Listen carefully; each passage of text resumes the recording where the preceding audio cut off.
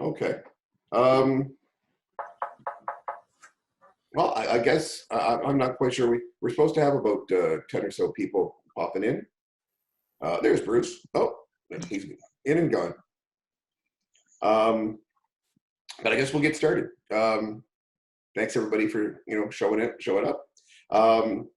This morning we have a panel with Cynthia Ballard from CB Marketing. We have Sean Santoro from Solomon Financial and Ted Williamson from SRT Accounting. Each of our three panelists are going to say a little bit about who they are, what they do, and what they're bringing to the table this morning. And then it's basically just going to be an open Q&A about the situation we're in, the situation you're in. Any questions you have, directed towards either financials, marketing for your business or accounting. And it's going to be very relaxed and very, informational. So I guess we'll start here with Cynthia this morning, since you look all ready to go. Good morning, everyone. Cynthia Ballard from CB Marketing, specializing in social media marketing management and support. We do consulting for businesses as well to help them maximize their online presence. Today, I'll be sharing some tips on how to market during this time and beyond, and how to increase your online. Wonderful. Okay. Oh, me? Okay. Yep. I am Ted from SRT Accounting. So during all of this, basically, I'm the go-to for all of our clients and a lot of other people in business who aren't even clients. I'm just helping them out, trying to navigate all the programs, deal with all the issues like getting ROEs for their employees and kind of putting people at ease. So that's what we're doing at the moment. We do taxes, bookkeeping, and yeah. So. Sean? Sorry, I had myself muted. Morning, everyone. Again, for those who don't know me, but I think you all know me, Sean Santoro from Solomon Financial. But again, thanks again for everybody plugging in. This is definitely an odd time we're all kind of getting used to, but it's good that we can kind of plug in and help each other where we can. What I'm going to try and focus on is more the financial aspects. And kind of go hand in hand on stuff that Ted's going to work on with some people, because again, our kind of businesses overlap, and just ultimately bringing value to people in areas of just saving more money, the options that we have available, some of the grants that are available, and just what can we do during situations like these to cut costs, reduce costs, so that we can make it through the period. So. Okay. Again, Cynthia, I guess we'll start with you on information, and we'll just kind of, do a roundtable here. Yeah, right now it's really important for businesses to stay relevant. A lot of businesses, unfortunately, are not essential. They are forced to be closed. We do find that clients of ours have been able to pivot in the sense that they're offering curbside pickup or free deliveries for their products, if you have a product that you can do that with. If you're not a product-based business and you're more service-based, then people who do business with you for a reason. So it's very important that you are checking in on them. That's one way that you can, create the relationship, make sure that you're staying in contact, make sure they're doing okay. Doing Facebook Lives to your following is really important at this time. They're so used to doing business with you, whether it's once a week, once a month, once a year. They're used to hearing you, seeing you, and having your expertise. So by going live, it's very helpful because, again, you're connecting with them. It's really neat to see how things are pivoting and shifting in this industry. I know that in my last talk that I talked about certain businesses, but the GOAT was one restaurant that only I see them because I follow them. They were offering delivery for the foods that they would order from for their own restaurant. So it was neat to see that originally had a PDF where you could see, if you wanted beef, chicken, eggs, they had bread, and then they moved completely to a website. And now you can order on there. So that's pretty remarkable. You know, one thing I want to bring to business owners to keep in mind is there are a lot of businesses out there that were formed during a recession. So Disney being one of them, that's pretty huge. And, you know, now is recession proof. Well, they're closed right now. So it's pretty interesting. These are times that we haven't seen in our lifetime, right? And hopefully our children don't see this again. But, you know, you have Uber, WhatsApp, all of these big businesses that are still in business, Microsoft, they were all launched during recessions and did really well and continue doing well. So this is not the end for business owners. This is a time for you to really hone in on what your specialty is, what your gift is, really asking yourself, am I offering the right product, getting your processes in order. And it was important, but now it's more important to move your business more online and automated so that you can survive during times like these. Just on that topic, Frank, just for a second. You own a tech company. Are you finding an increase in business, as Cynthia was suggesting? No, are you there? Who Hey, are Frank? you asking, Dave?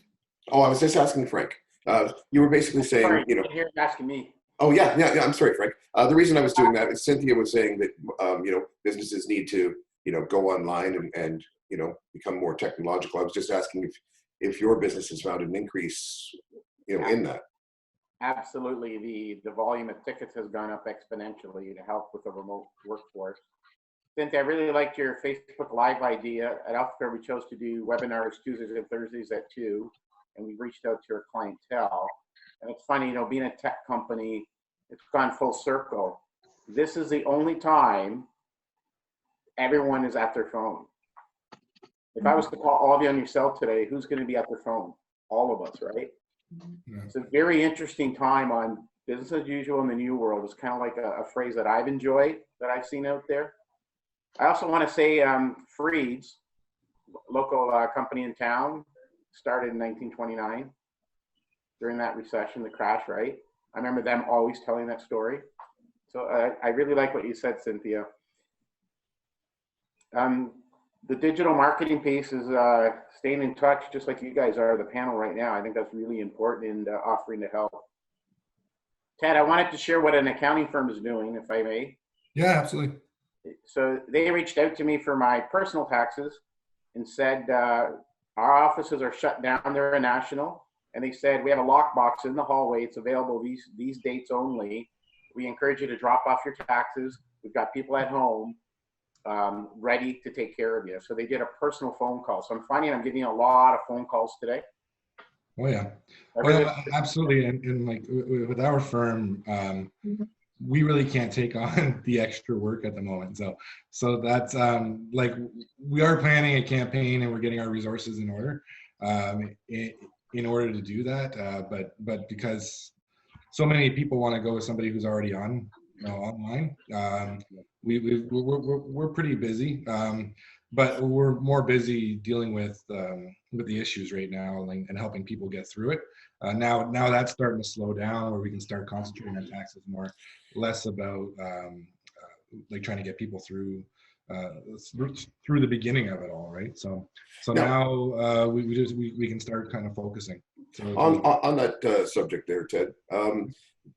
Can you give us some information on some of the government stuff available to small businesses? You know, any kind of information along those lines? Absolutely. Well, to start, I'm going to paste in the chat where everybody should be looking at more and more often, or like every so often, because it changes like almost every day. But basically, the government has a page, and it has all of your individual and your business like credits and assistance and things like that. And it has like the basics, so it's good to go on there every so often and take a look. Obviously we have a little bit more in-depth knowledge about it. So basically the big things for business right now are wage subsidy. There's two wage subsidies. So there's the one where you can you can take 10% off for taxes, and you can take it off of your remittance. And that started March 18th.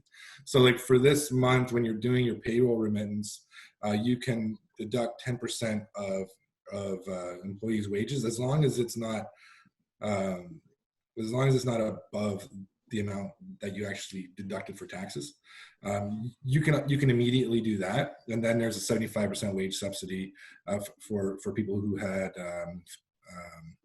a 30% drop from last year in revenues, which I think is a stupid measure. But either way, there's a lot of imperfect things that are happening. So there's that, and also there's the CERB that like everybody knows, and that's the response benefit that Canada did.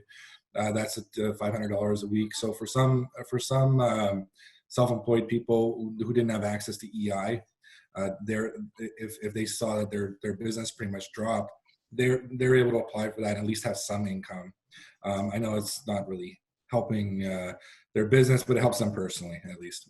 And then for business support, there's that 75% wage subsidy that is still has to be passed, but they're recalling Parliament so that they can do that.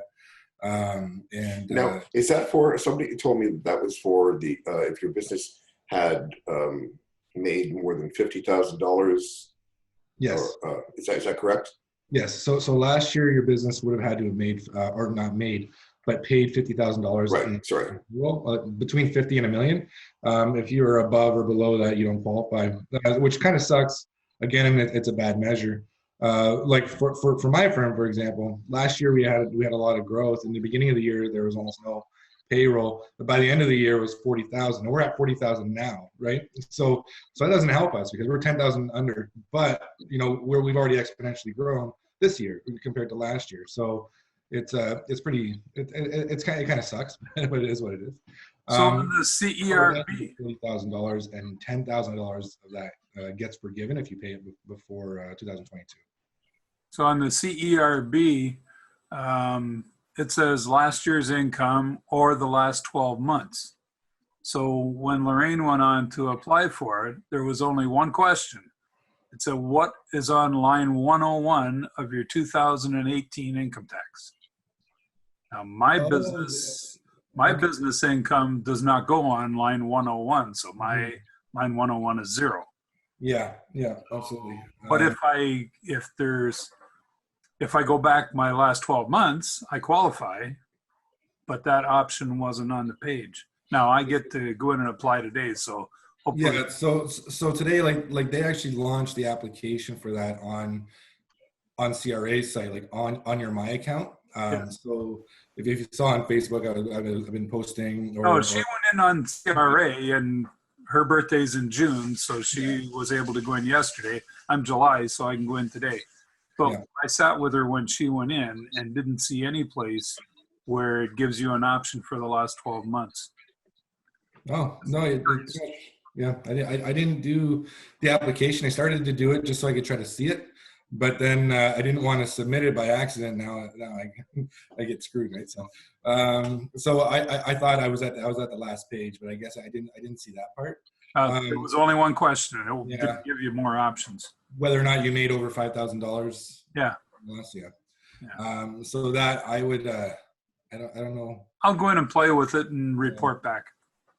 Yeah, please. That'd be good. Yeah, like that just launched. So that's an example. Like we aren't necessarily more knowledgeable than everybody else at this. So we're just dealing with it more. So we kind of understand some of it. But like with this, it's only a couple days old, right? So there's still. I was curious about the 2018 aspect when it says last year or the last 12 months. Yeah. Why it reverted to 2018, I don't know. Yeah, I don't know. Maybe because nobody's done their 2019 income tax yet. Yeah. Well, pretty soon, just come see me. I'll do it for you. And Keeners have done it. Just kidding. Yeah, but so we'll go back into whatever else is available there. So there's that $40,000 loan, like I was talking about it. If you had that payroll of $50,000 last year, $10,000 of that is forgiven if you pay it before 2022. So that's pretty good for some people. But what the government's doing pretty much for small business it's just loans. So they're kicking the can down the road. It kind of sucks. Everything is geared towards individuals, which is great, but it's eventually going to come. It's eventually going to eat all these small businesses up. These really small ones, they're going to feel it because they're trying to make it through, and they're doing it by borrowing. And so many people already had small margins, or were already. Yeah, even if the interest rates are low or very, very low, you still eventually have to pay it back. Yeah, One of the questions I had, and they haven't really done anything with this yet, is if you have some investments, RRSPs or something else, you were able to, for education and for houses, access an amount of your RRSPs, but then you had to pay it back within a certain period of time. I was wondering if they'd eventually do something like that for businesses, where you could, if you have some investments that you could access, again, you'd have to pay them back over a period of time, but it's a longer period of time. Have you heard anything about that, Ted, at all? No, I assume they probably will do something like that, because people will draw from RSPs, and if you can, I'm assuming they'll do something like that, because it seems like it would be going in that direction. Not that I know of, I don't know, but I would assume so, because usually they allow people to draw RSPs in hard times, and then as long as you pay it back. So I assume that'll happen, but I don't know. Oh, okay, Sean. There's another thing to be aware of. So there's a lot of people who have, from past industries, past jobs, they have pension dollars that are tied up in lira. The way that lira legislation works is you're allowed to unlock 50% of that at, I believe it's age 50. I think it might depend on the province, but I believe it's age 50. And then the other half you can unlock for what's determined to be like financial hardship. And if now wouldn't qualify as a time for financial hardship for people, I don't really know what would.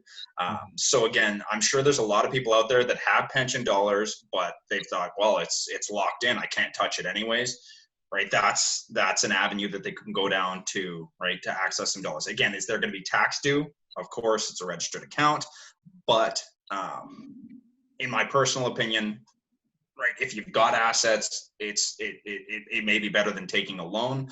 Kind of depends on the personal situation and the personal financial situation. And so that's why a lot of the people that I'm talking to, it comes down to like the main thing, which is, right, yes, your business is important. And sorry, I'm just pulling out my notes. Yes, your business is important, but your personal and your family situation comes first, right? Because without the home life, business, right, your business is you. And so if you can't maintain your home situation, which I've seen multiple occurrences of this happening, and again, right, anybody who's been in this field for a while, and I'm sure Ted's seen, much of this, is people don't save enough money, plain and simple. They don't save enough money. Very, very, very rarely do I meet somebody who's got actually 3 months of cash reserves somewhere, right, in some sort of instrument. But that's just adding fuel to the fire. Is people already, right, like Ted said, the margins are this big, but now their income's gone here, which means your margins are zero and they don't have any, right, kind of backdrop to fall back on. And so, right, a lot of people are talking, we need to plan for 90 days. 90 days, sure, could be 90, could be 120, could be 180, who knows? But I mean, based on the information coming out of the federal government saying we're going to do this plan for 4 months, it's probably a likely kind of time frame in and around there. But a lot of people that I'm talking to, I just, right, focus on cash flow management. That's where you need to be focusing. And so that $40,000, right, the access they can get to that. Now, again, Ted, I don't know. I haven't had anybody apply for it yet because this is fresh new. So I don't know if you have, but it's not available till middle of the month. So yeah. Yeah. And so as far as I understand it, they need to have, if I'm a business and I'm going to apply for this $40,000, whether I'm going to the bank or whatever, I need to have updated cash flow statement, income statement, and cash flow forecast, right? Because I don't think so. I don't think for this. No? Okay. Well, that's good because I'm sure, right? Some people might. People that are targeting depends. aren't growth companies, because if they're targeting growth companies, well, no, sorry, that's for the wage subsidy. I don't think it's for that. I think it's just to kind of get you through. I don't think it's meant to be a way to generate cash, which is why they would need a cash flow analysis or No, budget. I'm sorry. I'm just going to break in here. You're right, Ted. No, for the 40,000, they're being very lenient with the amount of paperwork and information that they're requiring from you. They basically just want to see, that you are a legitimate business, that you've been in business for a while. They are going to want to see some basic, financial information, but they're not doing the normal, heavy duty information. The government has Yes. basically the government has basically told the banks, and the banks have agreed that they're going to be very, very lenient with their framework. They have to be. Yeah. I'm just going to break in here for a minute. Does anybody have any questions at this point in time? No? Okay. Just hold up your hand. Yeah. Just if you have a question, just feel free to break in there. No, the rest of your hand too. But just feel free to break in there. So I mean, So let's go on with it. yeah. So and I kind of put together a little to-do list here for some business owners and right, just some ideas that are available. So again, contact your financial institutions to get some of that 40,000. Right? Why not? Right? If it's there and we can get it without jumping through monstrous amounts of hoops, and even if we do, if this is the difference between shutting down and not shutting down, jump through the hoop, do what they want, give them what they want, and go get your money so that we can make it through the 90 days. Hang on for a second there, Sean. I don't know about that. Not everybody wants to be in a borrowing position, right? If you need it, yeah, go get it. Yeah, but some people, right? If you need it, this might actually be the opportunity for them to just close their business. If this is literally, it's a sad reality. But if it's between borrowing a bunch of money that you can't afford to pay back, or just calling it quits because months, you've already run through all your cash, and those people are probably more likely to want to leave anyway, because they're probably stressed out. Then it might be time, it's a sad reality, but not everybody wants to borrow cash. Most people don't want to borrow at all, right? So only high growth companies really want to. Like me, I want to borrow because I'm growing fast and I can use that and leverage that for my growth. So, but some, a mom and pop shop where, they have small margins, they've run out of cash, their inventories, is just sitting there doing nothing. It's probably going to spoil. They don't want a loan. Probably most of them, for a lot of my clients are saying they don't want the loan. Frank, they're just having a hard time figuring out. They just need help. Yeah. Frank, you have a question? I wanted to ask that $40,000. Is that the one where they're waiving the first 10,000 to pay back? If you pay it back before 2022. Yes. Okay. All right. Now, is it a ratio? So what if somebody only borrows 20? Are they only forgiving 5,000? I don't know that you can only borrow 20. I think it's a 40. It's just 40.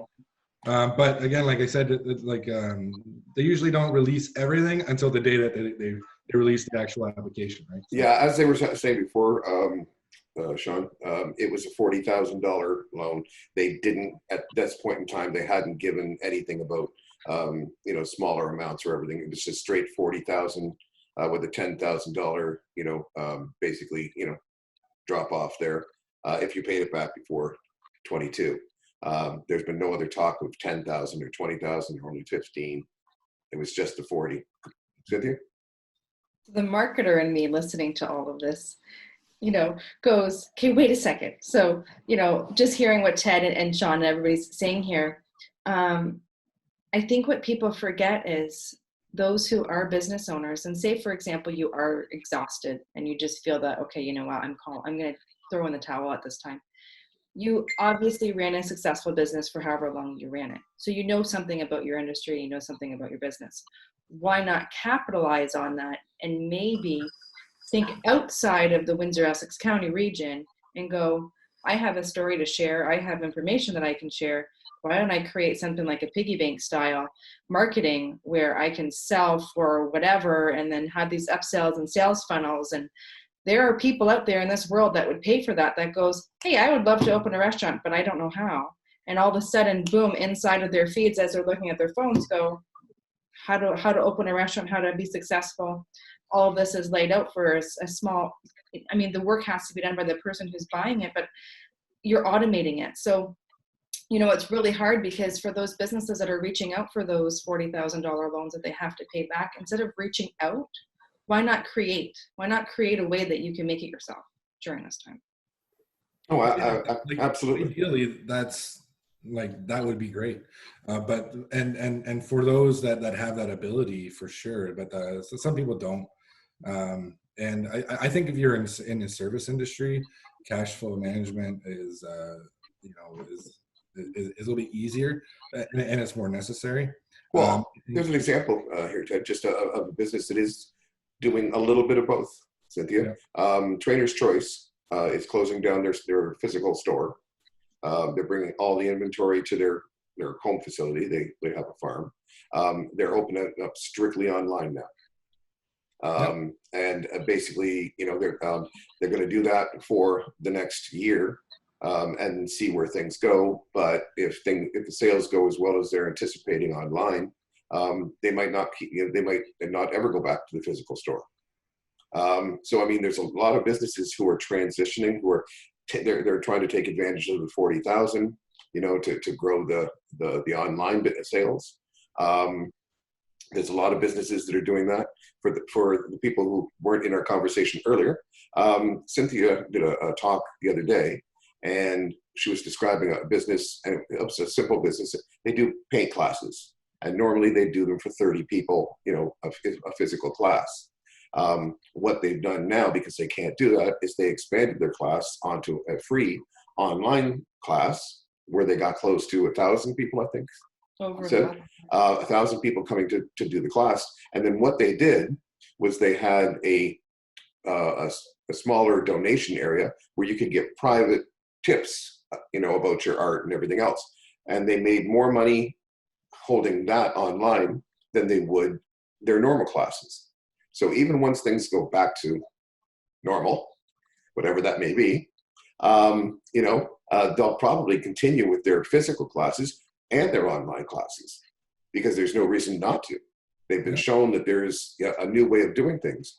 As Frank says, with his business, a lot of people are doing things remotely now. So there's going to be a lot of businesses who may have had 30 people in an office who discovered that, well, we can only run with 10 in the office or 15. My nephew owns an architectural firm. And they've discovered that, guess what? A lot of the work can be done from home. So we don't need this big, you know, office. I think there's going to be a real change in the real estate market when this is all over, because you're going to see people going, wait a minute, we don't need this huge overhead. You know, now we can get a smaller office, do a lot of things remotely, you know, and save ourselves a ton of money. So While I agree with that, that is, in essence, that is a snowflake turning into a snowball. Like, that could be cataclysmic for a lot of real estate, both commercial and individual owners, if a whole ton of people just start walking away from places. Because, like, yeah, I can do it online. And again, I get it. I totally understand. Most of my business is all done, right? Well, not face to face. I think a lot of people it was in the back of their minds, you know, we could do this, but there was never really the impetus to go and do it. You know, now they've had to call Frank and say, hey, you got to set us up remotely. You know, Frank says, no problem. You know, Alpha Core is going to take care of you. We get you set up remotely. Well, now we're set up remotely. You know, when this is all over, why are we going to go back to the status quo? The status quo for everybody is going to be very different.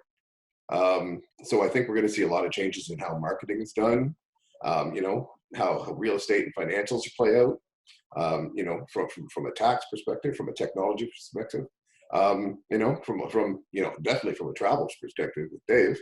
And I like sorry, Dave. No, that's okay. I was just going to say, like, my industry, there used to be all these great big brick and mortar travel agencies, and now I would say the numbers of work from home agents or home-based agents is way outweighed the brick and mortar. And you have the online business, Expedia, those guys. I mean, everybody's used to going online now and doing their travel stuff. It's harder to break into it because you don't have people walking in the door. But once you establish your relationship and people get to know that you're there, it's so much easier now. Other than the fact that at 11:30 at night they're calling and saying, "Hey, can you give me a price on a trip to Mexico?" I mean, on my page it says I'm 24 hours a day, 7 days a week, unless I'm, and that's the way it is when you work from home. Yeah, and truthfully, things like Zoom and telecommunications, or video communications are definitely going to make different industries, easier to access. If I can basically, before I had to come into your office or I had to call you on the phone, now I can get together with you. You can hold up pictures of different places, brochures, and you can actually show me videos, by sharing through Zoom and say, hey, this is what this place looks like. So I mean, there's a variety of things every business can do to take advantage of the new technologies that people are learning about that have already been existing, but were never really that prevalent in our lives. And which, I mean, well, the world is much more educated too. Like a lot of people will go online and go through 4 or 5 resorts and then come to me and say, can you give me a price on this one, and this one? So they're already doing the investigations. They hopefully need me to do the booking because of the security that a travel agent has. Well, not just that. For me personally, I'm with Cynthia, and I think most of people here, I like face-to-face, whether it be through Zoom or physical. I prefer physical, of course, but distance-wise, if it's not possible or whatever else, I like talking to somebody face-to-face. If I'm on a vacation and I run into a problem, I would rather jump on my phone and Zoom call you and talk to you face-to-face than just a phone call. That it's a little more personal, and I think having somebody on the other end of the line that can give you that kind of service, whether it be travel, whether it be with Bruce here and the yard company, having that face to face here makes a big difference to me, anyways. I don't know if anybody else agrees. Yeah, I like face to face. So like, I actually wanted to just say that I think these times right now is a good opportunity for people to start to learn new technology. Like the world's going to change after this, because so many people who were behind the times are now having to move into the times and having to learn new technologies and things like that. So that part's awesome. But I think people should take advantage of all of this and make sure that they re-strategize, look at new ways to do business, like Cynthia was saying, and start working at, if you have time now, you might as well just work on your business plan. Oh yeah, absolutely. Work on your business plan. When this all is over, if you're a brick and mortar place, how am I going to capitalize on it now? How can I start that now? And then how am I going to change my business in order for it to better compete when we come out of this? So, I mean, there's definitely some opportunities to create winners and losers. And the smart people will be the winners. I have 2 new clients. Some people will avoid losers because of the situation and the type of industry they're in. But for the most part, people can come out of this pretty well. I have 2 new clients, and they're both cleaning businesses.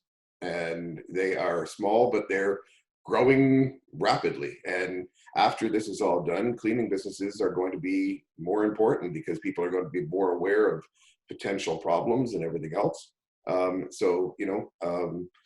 These people were both very small businesses with only a few employees, and now they're taking on new employees, and they're looking for the loans, and they're trying to grow themselves and create new marketing and strategies and everything else. I mean, things before that were just, well, basically I'll just come in and do some, these are more industrial cleaning, but I'll do some cleaning for you.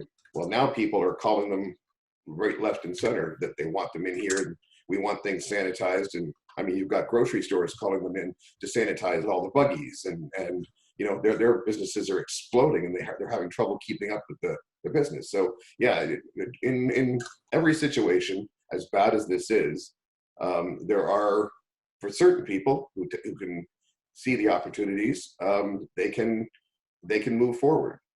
You know, I'm not saying it's a great thing, but it's just the way things are. Yeah. You actually hit Again, something, right? Like right now, like with us, because we're growing, I'm trying to find employees, and a lot of other people are seeing this too. It's hard to find employees right now. There's so many people not working, but it's hard to find employees because everybody sees everybody else doesn't have, you know, it not necessarily doesn't have to work, but some people aren't working, they're spending time with their families, things like that, and then they see this $2,000 thing as an opportunity to just kind of relax, because the world has kind of, you know, situated them into a or put them into a situation where they can do that. I guess take a little bit of time to themselves, which is nice. But at the same sense, if you want to work, you got to work. It's not going to always be like that. So like we're having a hard time finding employees, and some other clients are having a hard time finding employees, especially qualified ones, right? Because, you know, even we might pay double or triple what that incentive is, but it's still not, you know, like they're just like, you know what, I'm going to wait, because they're afraid. They like the idea of having a little bit of money in their pocket. So I think there's a couple things that the government still needs to do to kind of fix some of the issues. They're creating almost like a need state. Well, they're working on it. I mean, this was the whole program that they created in a week and a half, which was truthfully phenomenal for the amount of money being involved and the amount of people involved and everything else. And they've already said that, you know, this is a day-to-day, hour-by-hour, you know, whoops, we missed this, you know, students, you know, they sort of completely glossed over the fact that there's no jobs for students. How are they going to pay for their living, for their loans and everything else? So now they're having to backtrack with that. There's people who have lost hours but haven't lost their job. Yeah. Their hours have just been reduced. Well, they're not able to get the CERB because they're still working, but they've lost hours. So now they're having to backtrack and do that. For business, there's going to be a lot of that as well. There's going to be a lot of backtracking and trying to fill holes. You know, and it's going to be a day-by-day type of thing, unfortunately. I'm just going to ask one question. Bruce, sorry there. You were getting comfortable and I didn't want you to go fall asleep. Your mic's off. With your business, have you found any you know, any growth in your business? Is there people who are you stable right now, or how's things going? Just because I'm so recent, right? I haven't, but I've been getting calls all the time. Even through all this, it hasn't stopped. It's been busy. I'm still out doing quotes, no contact quotes every day. Well, not every day, but pretty often. And people talk to me through their windows. Sure. And I make sure I tell them before I go there, because I got 6 kids. I don't want to bring nothing home to them, right? So right. That's also why my mic's off. Just so you guys know, it's sure. I got kids running around like monkeys, and it's just better that way. So I could actually pay attention. Appreciate that. Yeah. So Cynthia, yeah, sorry. Yeah, it's okay. So I just kind of wanted to talk a little bit about what Ted and Dave, you guys were talking about there, and Bruce. You know, it's for those, you know, this money that they're giving for the $2,000. A lot of clients too, like Ted is seeing, is the employees are choosing, even if they do have work, they can work from home, choosing not to work from home and taking that $2,000. Now, it's really important that those that are doing that, I mean, people do it for different reasons, but I apologized to my kids the other day because currently right now I'm still working 6 to 8 hours, numerous calls throughout the day. And, you know, I feel bad because my husband's a teacher, so he's home and he's able to do stuff with them aside from dealing with his own class. So I apologize to them that I have to work. And my daughter, who's 10, said to me, "Mommy, it's okay. We are so lucky that you can still work." And she just said, you know, I'm very grateful because that means that we can do things after this. So I guess the really important thing is the lessons that we teach our children through this, and the importance of that we can persevere. And you know, obviously those, if you have to, you have to, and I understand that. But if the work is available, the things that you can teach the children during this time, and they can do work while you're doing work or whatever, is really important. There's something else, Dave, that you were talking about. It will come back to me. So I never shut up, so. that's okay. That's all right. No, I don't know. Sorry, guys. It will come back. I'm just going to jump back to. I'd like to hear from Igor, if you don't mind, Igor, because you're actually, running for government, so you might have an inside scoop on everything. So what do you see happening financially for business owners? Are you in any of those conversations? Or? Well, actually, as it stands right now, I don't know if you have heard. Well, there's something going around called the Windsor Ventilator Group, which I'm a part of. And it is essentially an umbrella company of around 15 or 16 businesses that have come together. The point is to obviously manufacture and create ventilators here. And one of the things we're trying to do is to get more grants from the government, both federal and provincial. So I'm working on getting provincial grants, and a few partners who are in touch with the federal government are trying to get them through Health Canada. And it is difficult because you essentially have, 100, 200 groups from all around the country, more so than that, let's say thousands, applying for the same thing. Now, I'm trying to understand or be in the loop as much as I can.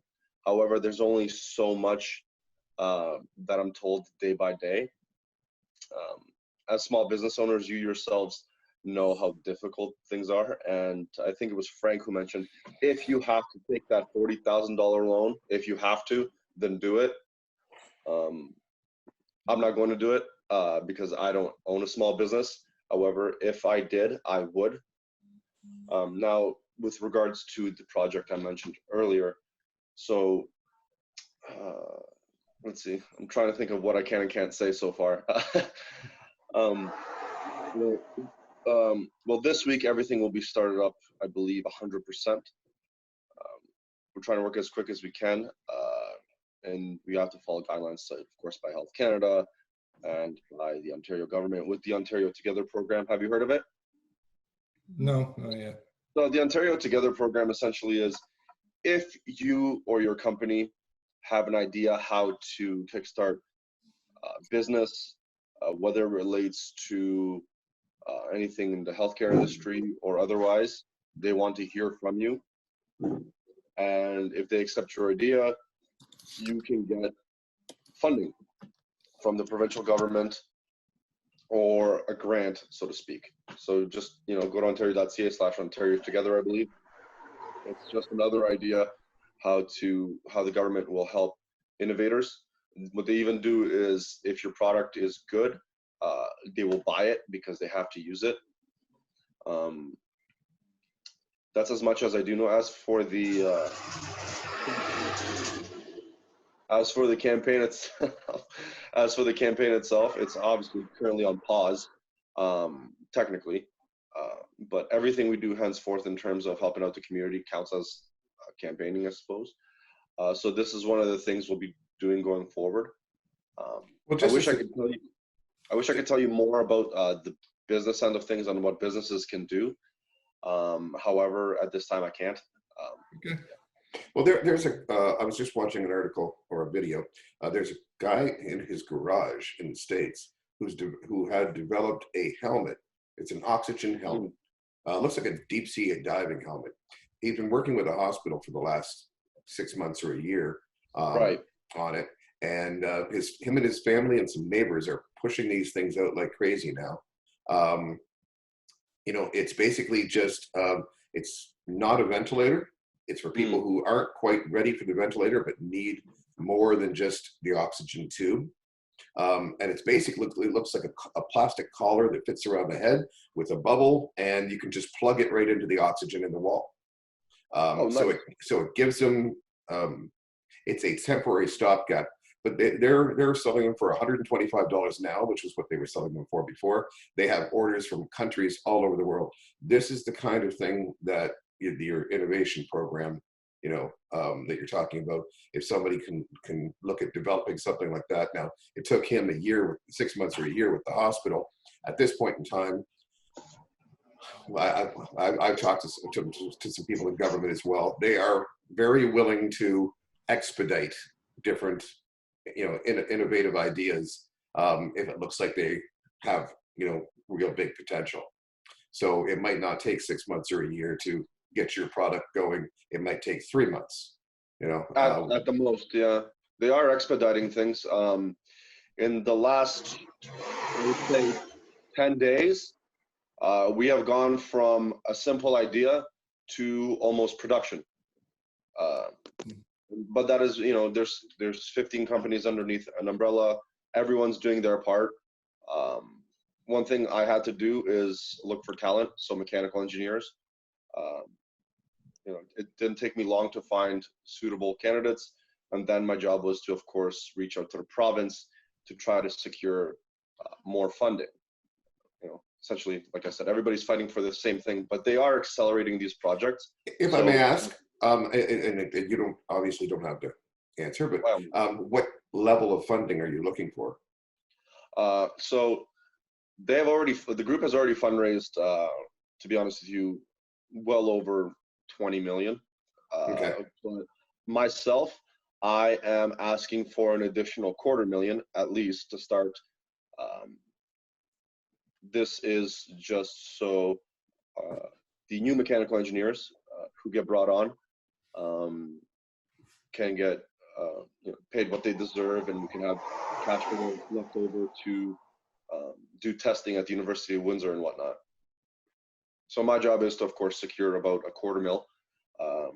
Today I'm going to get all the necessary files I need, and I'll submit them, and then I'll be in contact with the senior advisor to the Minister of Economic Development. So, I should be doing that around 3:30, roughly. So, yeah. Okay. Well, we'll chat later on. Of course.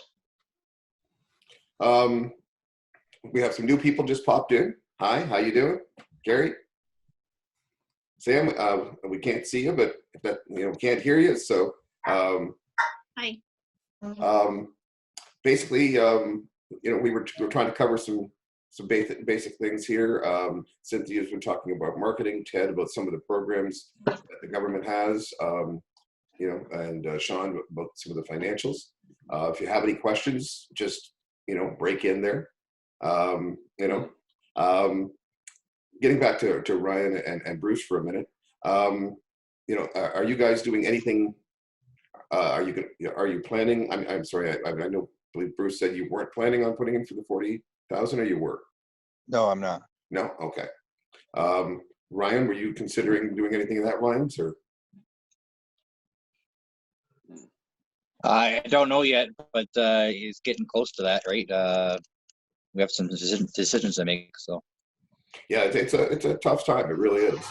I suppose if you need any help with any of that, you can contact myself or Ted, or basically anybody from the W.O.N network. We'll see if we can give you a hand with whatever we can there. From a marketing standpoint, though, are you guys doing anything like going online? Is there any changes going on there? Yeah, we've definitely tried to push our focus towards more residential. We do a lot of commercial, but a lot of commercial places are not letting us in right now. Oh, and sorry, just I know what you do, but just for the other people, if you could let them know what you do. So, security items such as alarms and cameras and phone systems, and, stuff like that. So you're pushing more online, you said, or? Yeah, we tried focusing our marketing on Facebook and stuff for residential. People are sitting at home, so we're trying to push that. Since commercial side is almost shut down right now. Okay. So I'm trying to keep a presence, thanks to Cynthia. She taught me how to do some of that. But I don't want to sell any trips. Okay, nobody knows when this stupid thing's going to end. And the first 2 weeks were a nightmare with cancellations and people wanting refunds and suppliers saying, no, we're not going to give you a refund. We're going to give you a travel credit you can use up until December of 2022. So we have people sitting there with $3,000, $4,000, $5,000 in travel credits that, they're thinking they'd like to book, but when is this thing going to end? Am I going to book them in September, and in September this just continues on and we cancel again? So I'm trying to convince people to wait. They said 12 to 18 months. Let's wait till next April and see where it goes from there. Because it's a mess. It is a mess. And then are these suppliers even going to be in business because they're not selling it? Well, one of the things they're talking about doing, Dave, and I don't know if they're actually going to go through with it. Different governments are looking at different ways of running things, obviously, to appropriately for their province or country. But one of the things they're talking about doing, a study came out of Harvard, which basically says that we're going to have to do the social distancing in waves. Basically, they'll run it for 3 or 4 months. When the numbers start to drop, they'll basically open things up.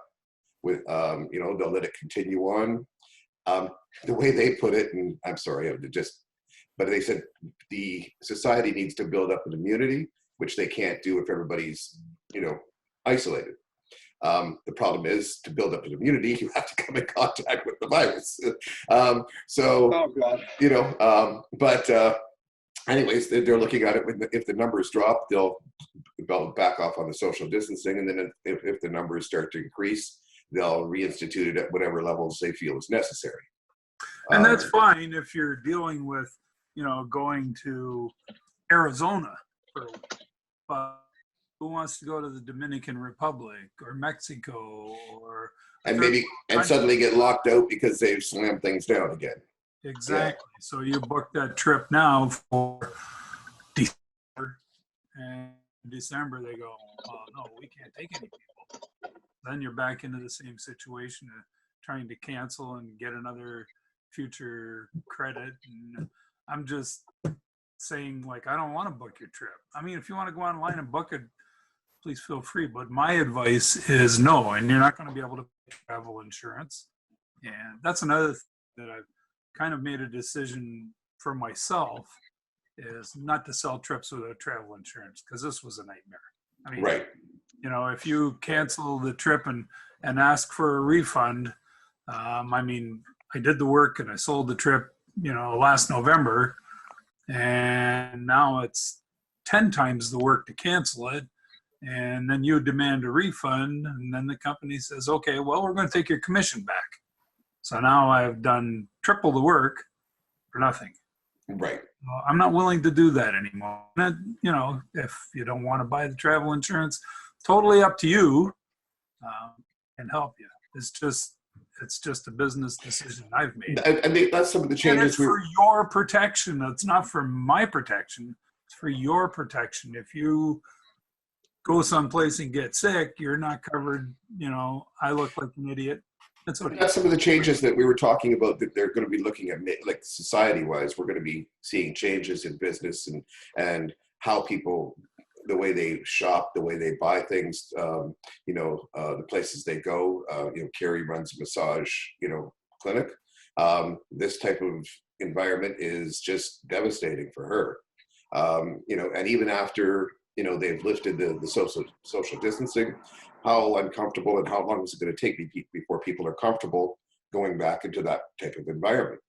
So yeah, there's going to be a lot of changes for people, from a lot of different aspects, and some are going to be more beneficial. Ted's, got working with online accounting, but financials are going to be doing better, marketing. I do business consulting, so I've picked up new clients. Unfortunately, depending on your business, like yours, like Carrie's, it's going to be a lot harder situation. Are you able now, Carrie? Just a quick question, but are you able to teach anything online? I mean, you can't teach people to massage themselves, I suppose. Not unless they're double jointed.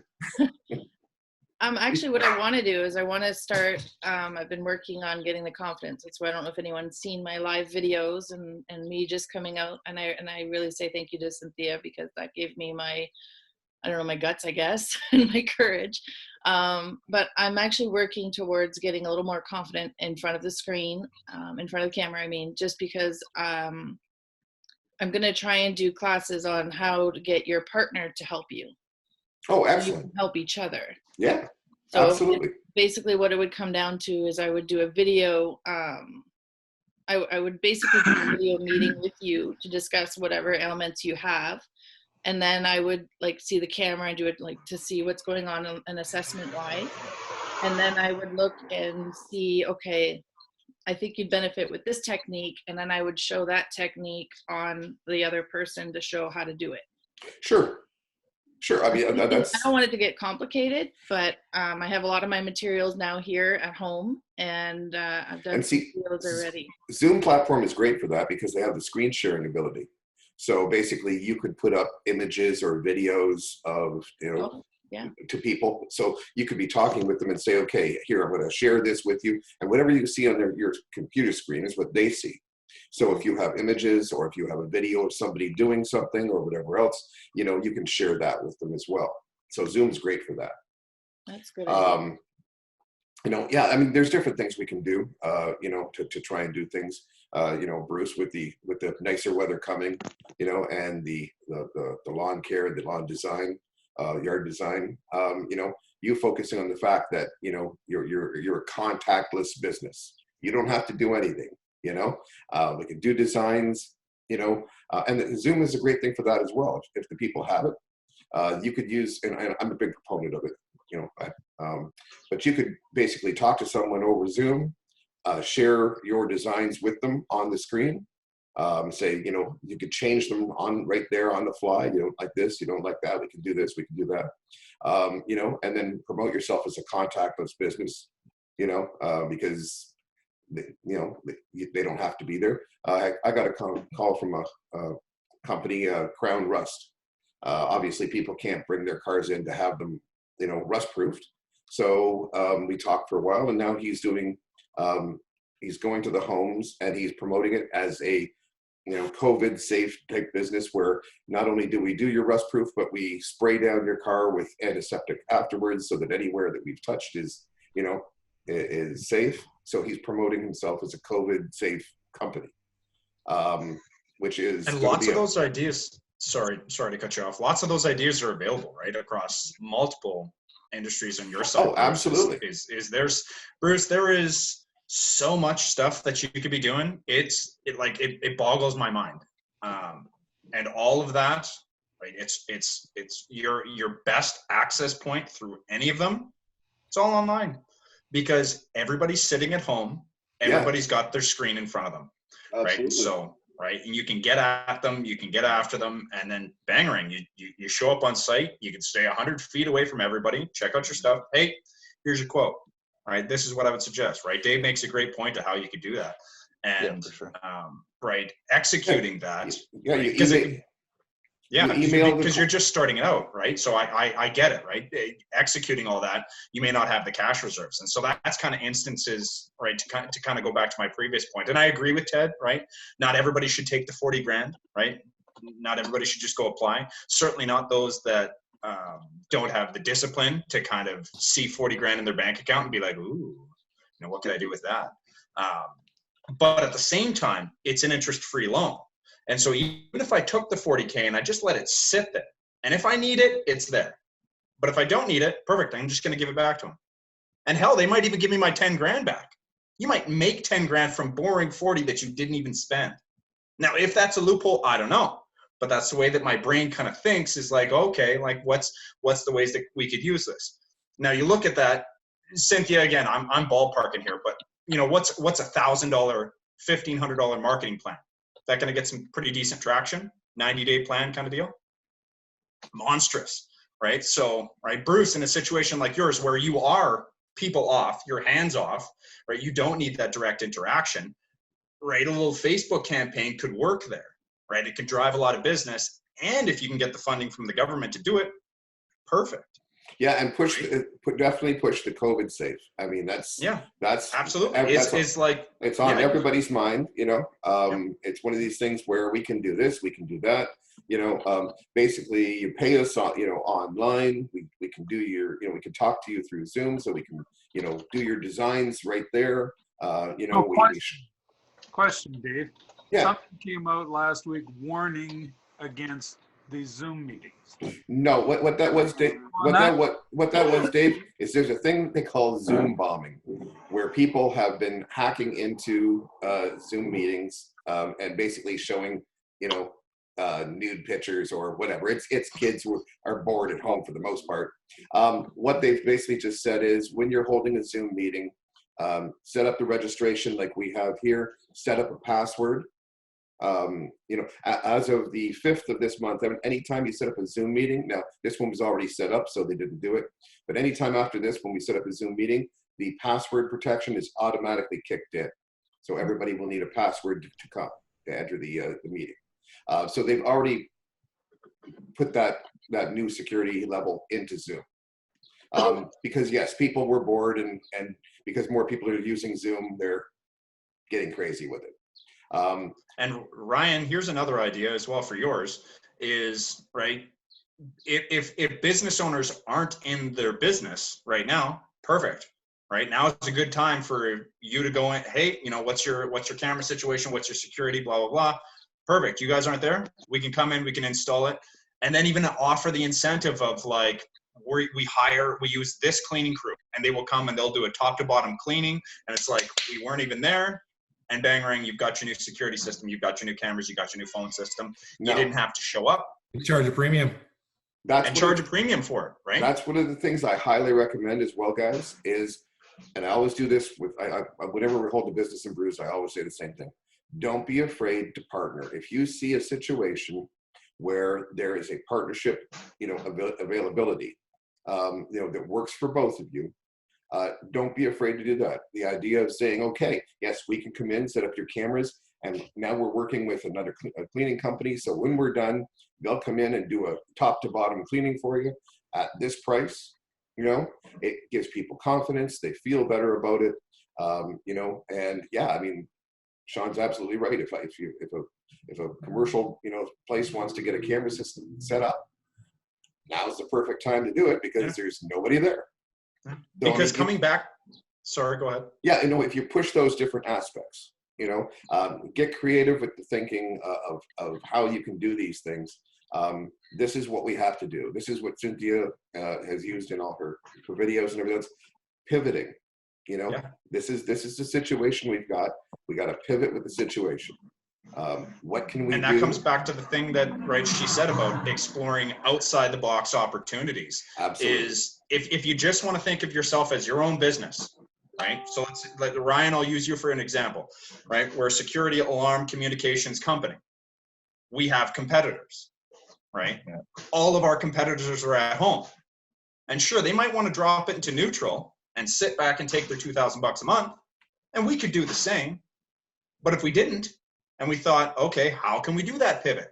Then if this thing stretches 90 days, 120, 180, your competition might literally vaporize because they're not doing those kinds of thoughts. They're not repositioning themselves and pivoting and doing the things to make them relevant, and still like, hey, I know we can't come in and do, or sorry, I know you don't think we can come in and do your stuff.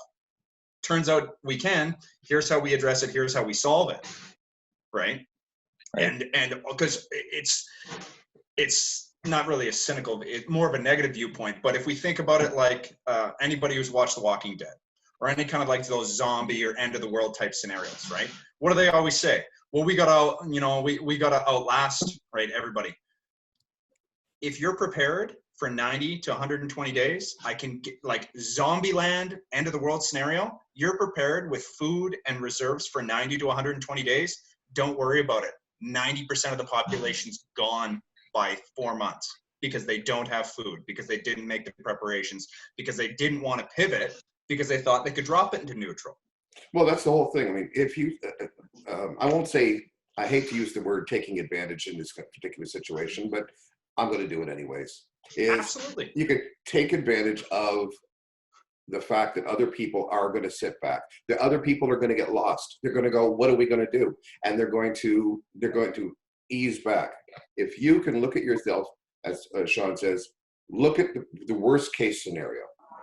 And I do this all the time. My wife thinks I'm a pessimist, but I look at the worst case scenario and I set myself up for that. And if it doesn't happen, then great. All this, I've got all this stuff already prepared. You know, I'm very much like that. Look to the future. Try and imagine what is going to be like when this passes. What are other people going to be doing? Because it's kind of like the stock market. The stock market dropped like crazy. And what did people do? They took advantage of the low market. As the market comes back up, they're in a better place.